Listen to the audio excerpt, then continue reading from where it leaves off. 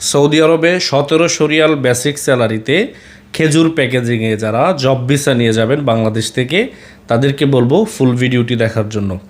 Saudi আরবের জেদ্দায় খেজুর ফ্যাক্টরিতে 1700 রিয়াল স্যালারিতে সরাসরি কোম্পানিতে কাফালা করে দেওয়া হবে।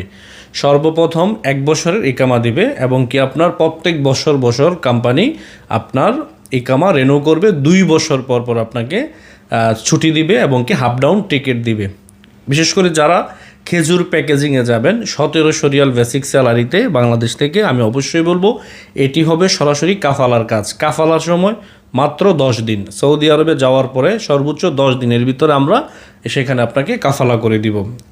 মানে এই কাজ ছাড়াও কিন্তু আপনি অন্য জবও করতে পারবেন। যদি আপনি কফি শপে যেতে চান কফি শপেও যেতে পারবেন, তারপর আবাসিক হোটেলও চাইলে কিন্তু আপনি যেতে পারবেন। তো অবশ্যই যারা সরাসরি সৌদি আরবে কাজের গ্যারান্টি সরাসরি অফিসিয়াল চুক্তির মাধ্যমে 100% যেই কাজ আপনাকে বলা হবে সেই কাজই কিন্তু আপনাকে দেওয়া হবে।